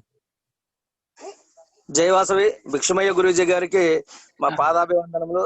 ఎందుకంటే సారు పుట్టపర్తి వచ్చినప్పుడల్లా కలుస్తూ ఉంటాం, ఆయన ప్రవచనాలు వింటూ ఉంటాము. మళ్ళా ఒక్కసారి ఈ విధంగా మా ఐతారాములు గారి వల్ల గురూజీ గారి మాట్లాడే అవకాశం కల్పించారు. నిజంగా చాలా చాలా చాలా బాగా చెప్పారు. ఐతారాములు గారికి మా ధన్యవాదాలు. ఎందుకంటే ఈ విషయాలు తెలియవు కొందరికి, అటువంటి వారికి ఆధ్యాత్మికంగా కూడా తెలియజెప్పే అవకాశం కల్పించినారు. నిజంగా చాలా సంతోషం సార్. పుట్టపర్తి గురూజీ. నమస్తే. పుట్టపర్తి సార్. ఆయన చంద్రశేఖర్ గారు పుట్టపర్తి. చంద్రశేఖర్ గారా? సుంకు చంద్రశేఖర్ పుట్టపర్తి. ఆయన కనెక్ట్ అయ్యాడా? కనెక్ట్ అయ్యాడు, మాట్లాడింది ఇప్పుడు ఆయనే సార్. ఇప్పుడు చంద్రశేఖర్ శెట్టి గారా? Right right. ఒకసారి స్పాట్ లైట్ చేయమంటారా? నేనే మాట్లాడుతున్నారు. చంద్రశేఖర్ గారు ఈయననే సార్. ఓకే, నేనే గురించి మాట్లాడుతున్నాను. మన వాసవి సత్రం పక్కన మాది చంద్రభవన్ అనే హోటల్ గురూజీ. అది చెప్తేనే ఐడియా వస్తుంది గురూజీ, అందుకనే చెప్పా. ఇప్పుడు ఐతారాములు అన్న బ్లెస్సింగ్ తో 2013లో 14లో గవర్నర్ అయ్యాను. నాకు ఎంత ఇబ్బంది వచ్చినా సంతోషం వచ్చినా అన్నతోనే షేర్ చేసుకుంటున్నాను. నిజంగా నా శ్రేయస్సు కోరే వాళ్ళు మొదటి స్థానంలో ఐతా గారే ఉంటారు. చిన్న వ్యాపారస్తుడే కానీ బాగా సర్వీస్ ఓరియంటెడ్ సార్. ఆయన మంచి మనసు, వ్యాపారం ఎంత కాదు కానీ మనసు పెద్దది అన్నట్టు. మంచి మంచి మంచి మనసు. అవును సార్. సో నెక్స్ట్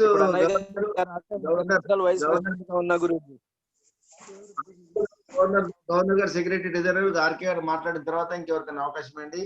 గురుగారిని ఇంకా చాలాసేపు మనము ఇక్కడ వెయిటింగ్ చేయడం మంచిది కాదు. ఫాస్ట్ గా ఒక 1 సెకండ్ 2 minutes మాట్లాడి పంపించేద్దాం. ఆర్కే గారు మాట్లాడండి. నమస్తే, చెప్పండి సార్. సార్ నేను Lakshminarayana cabinet secretary sir. Lakshminarayana గారా? అవును సార్, అవును సార్. నేను కూడా గవర్నమెంట్ డిగ్రీ కాలేజీలో లెక్చరర్ గా పనిచేసి మొన్న రిటైర్ అయింది సార్. అదృష్టం కొద్దీ మీరు సూర్యాపేటలో పెట్టిన ఫస్ట్ బ్యాచ్ లో నేను కూడా క్లాస్ చేశాను సార్. అట్లాగే అడ్వాన్స్ కోర్స్ కూడా మట్టపల్లిలో చేశాను. మన తెలుగు వారికి ఇచ్చిన ప్రసాదం మీరు, భగవంతుడు ఇచ్చిన వరం. ఎంతో మంది జీవితాలని మీరు మార్చారు. దాంట్లో మారిన వాళ్ళలో, తర్వాత ఆధ్యాత్మిక మాలో రగిలించిన వాళ్ళలో నేను కూడా ఒకడిని.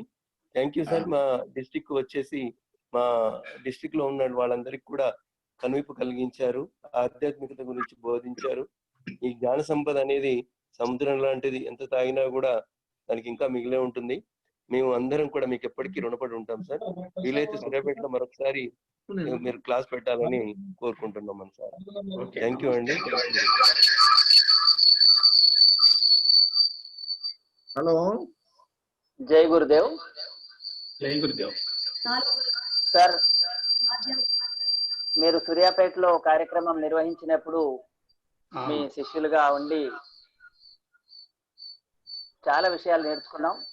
ఈ రోజైతే మీరు ఎంతో పరిణతితో కూడినటువంటి విషయాలను మామూలు అభ్యాసకులకని కాకుండా చాలా గంభీరమైనటువంటి సున్నితమైనటువంటి విషయాలను నేర్పించారు మాకు. చాలా సంతోషం సార్. జనరల్ గా మీరు ఎంఎంవైలో నేర్పించినటువంటి దానికంటే ఈ 30 గంట క్లాసులో చాలా చాలా గంభీరమైనటువంటి పరమ సాత్వికమైనటువంటి విధానంలో మీరు తెలియజేసినటువంటిది నేను అనుకుంటా ఇలాంటి జ్ఞాన బోధకు సంబంధించినటువంటి సెషన్స్ లో ఇది పరాకాష్ట అనుకుంటా సార్. ఇది చాలా అద్భుతమైనటువంటి క్లాస్ సార్, నిజంగా ఇది. Thank you very much sir. Cabinet treasurer Nageswararao గారు మాట్లాడండి. ఆర్కే కూడా రెడీ ఉండమని చెప్పండి. ఆర్కే అన్మ్యూట్ చేసుకొని.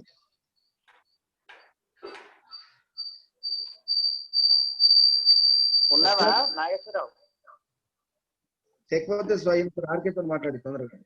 ఓకే, రామకృష్ణ అన్న మాట్లాడండి. రామకృష్ణ గారు మైక్ కనిపిస్తలేదు. రామకృష్ణ గారు ఉప్పల విద్యాసాగర్ చేయలేబట్టింది చూడు. అవును సార్. ఉప్పల విద్యాసాగర్ గారు మాట్లాడండి. జై గురుదేవ్ గురూజీ. జై ఏ గురుదేవ్. నెల క్రితం మిమ్మల్ని 7 నెలల తర్వాత చూడడం అనేది మాకు, మీరు నల్గొండకు వచ్చిన మీ దగ్గర గురువుపదేశం తీసుకున్నా గురూజీ. మళ్ళీ 7 నెలలకే మేము చూడడం చాలా ఆనందదాయకం గురూజీ. నిన్న మా హైదరాబాద్ గారు చెప్పిన కాడి నుంచి ఇప్పటి వరకు ఎప్పుడు వస్తారా ఎప్పుడు చెప్తారా అనే ఆలోచనతోనే ఉన్నాం గురూజీ. మీ గంట సేపు చెప్పినా గానీ మాకు టైం చెప్పలేదు గురూజీ. అసలు మీరు చెప్పేది మాకు మైండ్కి ఎక్కింది, కానీ మళ్ళీ మీరు చెప్పాలంటే కూడా అసలు మాకు అది చెప్పలేకపోతున్నాం గురూజీ. మీకు ప్రత్యేక ధన్యవాదాలు గురూజీ. మీ పాదాలు గురూజీ. జై గురుజీ. నమస్తే నమస్తే.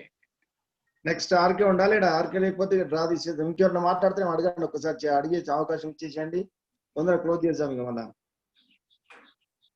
ఎవరైనా చేయలేబట్టిరా? హ్యాండ్ రైజ్ చేసిరా ఎవరైనా? ఎవరు లేరు సార్.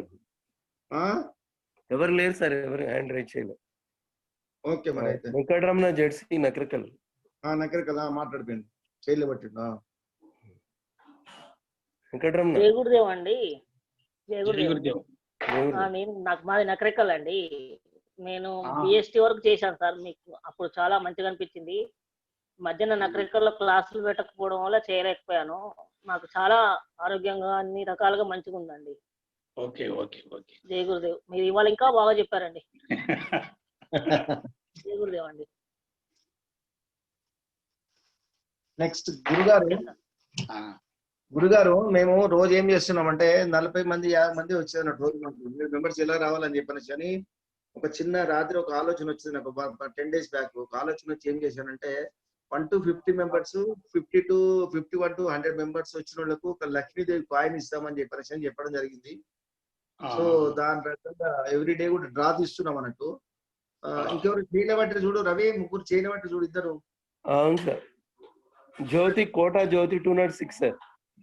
ఆమెకు అవకాశం ఏంటి? బయటకు వచ్చింది కదా. అవును సార్. జ్యోతి గారు మాట్లాడండి సార్.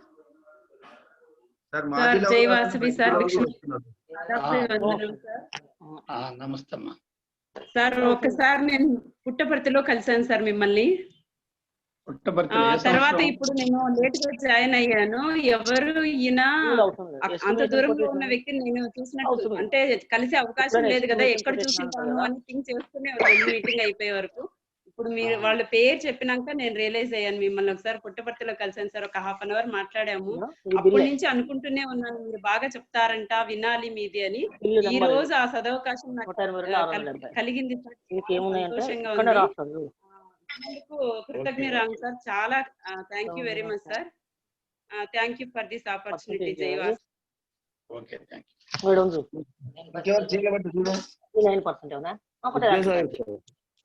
బిల్ వైజ్ రాసుకో. ఎన్ని టోటల్ కొట్టు. మాట్లాడు. టోటల్ కూడా కొట్టాల్సిన అవసరం ఇక్కడ ఉంది. 40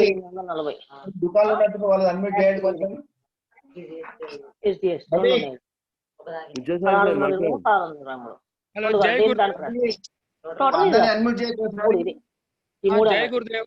నమస్కారం సార్ భిక్షమే గురుజీ గారు. నేను 25 సంవత్సరాలు కెమిస్ట్రీ లెక్చరర్ గా 8 సంవత్సరాలు ప్రిన్సిపల్ గా చేసి రిటైర్ అయ్యాను. 98 లో సూర్యాపేటలో ఎంఎంవై బ్యాచ్ నేను ట్రైనింగ్ తీసుకొని ఖమ్మంలో మీ మీటింగ్ కు రావడం జరిగింది. ఆ 22 సంవత్సరాలు మళ్ళీ ఈ రోజు మీ ఉపన్యాసం వినడం జరిగింది. చాలా అద్భుతంగా లెక్చరర్ కాబట్టి చాలా ఫ్లూయెంట్ గా ప్రతి విషయం రాసుకునే విధంగా దాదాపు 2.5 పేజీలు సార్ మీరు చెప్పిన ఉపన్యాసం ప్రతి పాయింట్ నేను నోట్ డౌన్ చేశాను. 2.5 పేజీలు వచ్చింది. ప్రతి అంశం కూడా చాలా క్లుప్తంగా, చాలా వివరణంగా, చాలా చాలా ఎట్లా అంటే ఎక్స్ట్రీమ్స్ లేకుండా, లేకపోతే నమ్మశక్యం లేనటువంటివి కాకుండా, నిత్య జీవితంలో ఉపయోగపడేటువంటివి, నిత్య జీవితానికి అనుగుణంగా ఉన్నటువంటి విషయాలను, ఎందుకంటే కొన్ని ఉపన్యాసాలు చూస్తాం చెప్తుంటారు కానీ మీరు చక్కని ప్రాక్టికల్ గా సైంటిఫిక్ గా కలబోసి ఆధ్యాత్మిక వివరించినందుకు ప్రత్యేకమైన ధన్యవాదాలు తెలియజేస్తున్నాను సార్. జై Guruji. Thank you. Sir draw తీద్దాం సార్, ఎందుకంటే చాలా మంది ఉంటారు. ఇక ఎంతమంది ఇంకిద్దరు వస్తూనే ఉంటారు సార్. ఇక భాస్కర్ గారు ఉన్నారు, హైమావతి గారు ఉన్నారు, మాధవి, కొండూరు మాధవి. భాస్కర్ తో మాట్లాడారు సార్ మీరు కూడా. భాస్కర్ గారు మాట్లాడండి. జై గురుదేవ్. జై గురుదేవ్. లక్ష్మీ గురుజీ నమస్కారం అండి. నమస్తే. మాది మిర్యాలగూడెం అండి, నల్గొండ జిల్లా మిర్యాలగూడెం. మీరు ఎంఎంఐ క్లాసులు ఒక 8 years బ్యాక్ ఇక్కడ మేము కూడా కండక్ట్ చేయడం జరిగింది. మీ యొక్క సహకారంతో మీరు ఇక్కడ ఎంఎంఐ ద్వారా ఎంతో మంది ఆరోగ్యం అనేది బాగా ఎలా ఉండాలి, తర్వాత ఎట్లా మనం మెడిటేషన్ చేస్తూ మనం ప్రాణాయామం చేస్తూ ఎలా ఉండాలి అనేది జీవితంలో ఎన్నో విధంగా నేర్చుకున్నామండి. అదేవిధంగా ఈ 8 సంవత్సరాల తర్వాత మేము ఈ రోజు చూడడం జరిగిందండి మిమ్మల్ని. చాలా ఆనందంగా ఉందండి. ఎందుకంటే అప్పుడు మీరు ఇక్కడ వచ్చి మా క్లాస్